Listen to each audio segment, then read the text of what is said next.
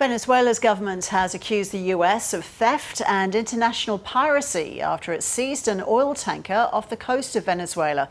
So what do we know about this particular tanker and its cargo?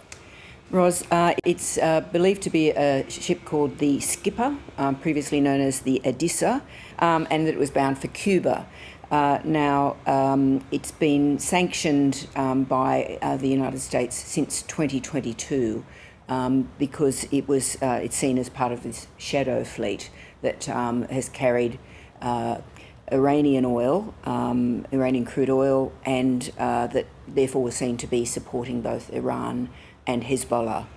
So the legality of the US actions is obviously an issue here. What's being said in Washington about that? Well, the argument is that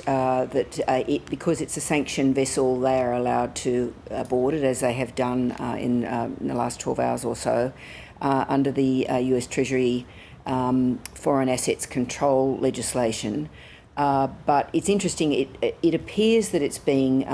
boarded on the basis of those original sanctions which were taken out in 2022, not clearly about this current load of oil. Now, the government is, the political position of the US is that it's about Venezuelan oil, and this is part of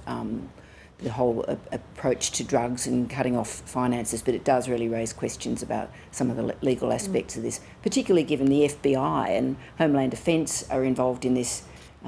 seizure in international waters. And given that Venezuela has the greatest known oil reserves in the world, something I wasn't aware of, what picture is emerging then of Donald Trump's plans in South America? Well, of course, he's been talking about this all being about controlling drugs and the like, but last week we saw the release of this US national security strategy, which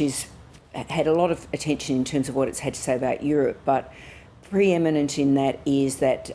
the Trumpian view of the world is about controlling the Western Hemisphere, which is the broader Americas, and it actually says the United States must be preeminent, which would, as a condition of our security and prosperity, a condition that allows us to assert ourselves confidently where and when we need in the region, and to get access to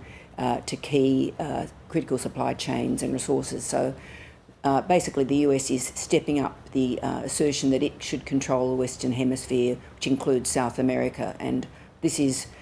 potentially seen as a soft target, and obviously one which is very oil rich, which is of interest to Donald Trump.